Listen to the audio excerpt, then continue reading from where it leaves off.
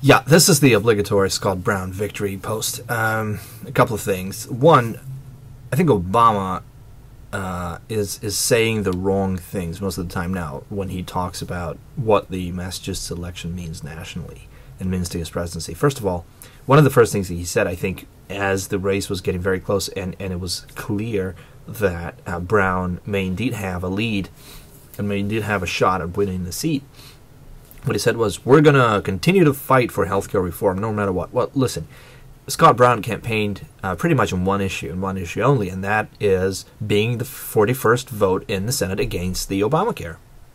So, and the people of Massachusetts, where registered Democrats outnumber registered Republicans by like 3.5 to 1, they elected him, okay? Knowing full well that that is what he was going to do. Clearly, the people of Massachusetts didn't want the health care reform. They wanted it to stop. What does it tell us? Well, Massachusetts had actually enacted a similar reform of health insurance and healthcare provisioning, which people are not all that happy about. They're not very happy with the results. I saw a tremendous piece of footage. There's a pollster that did a focus group on Fox as they were watching the results of the election results come in the night of the election this past Tuesday, and the room was full of independents and Democrats that said that they were very concerned with what would happen should the healthcare reform pass both houses because of what they have experienced in Massachusetts. They have doctors leaving the state.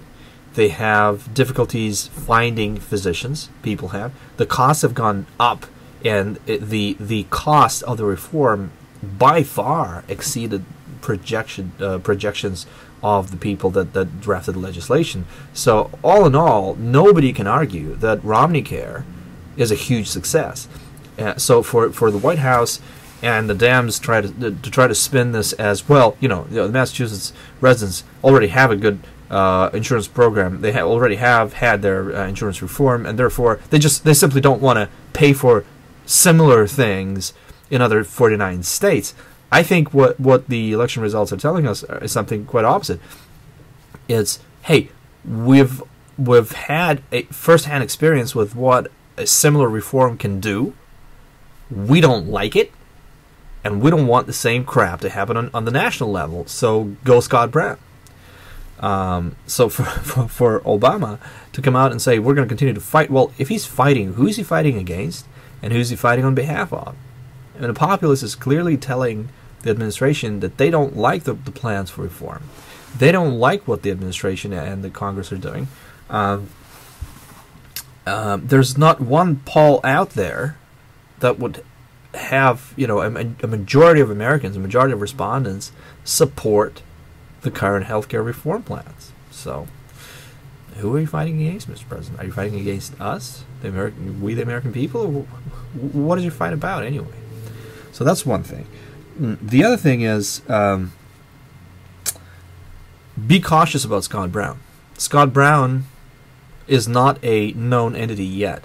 Oh yeah, well, he campaigned against the Democratic candidate for the Senate seat. He pledged to stop Obamacare. He was probably going to do it. And the race in Massachusetts and the victory for the Republican Party is going to have tremendous implications around the nation as things are gearing up towards November. But we don't know this man yet. Don't make him out to be what he's not, what he may not necessarily be, like a second Reagan or something. We don't know how conservative this person is. We don't know how principled he is. There's certain things about him that give me a bit of a pause, like this posing nude for Cosmo thing. And I mean, you have to possess a certain degree of vanity to have done that. But anyway, let's leave that alone. The other thing is what he said about his daughters being available. I mean, it's during the victory speech. There's something. Let's hope that this is all nothing, and let's hope he's he's a principled, liberty-loving conservative. But the point is, we don't know. So let's wait and see. Let's look at his record. Let's track this guy. Let's keep watching him. Okay. Certainly better than Coakley, but we don't know him. This is my point. And the other obvious thing is that not one, probably very few congressional Democrats feel now after Tuesday that they're safe in their districts. Listen, if a non-liberal can win in Massachusetts, a non-liberal can win anywhere. Can you hear us now?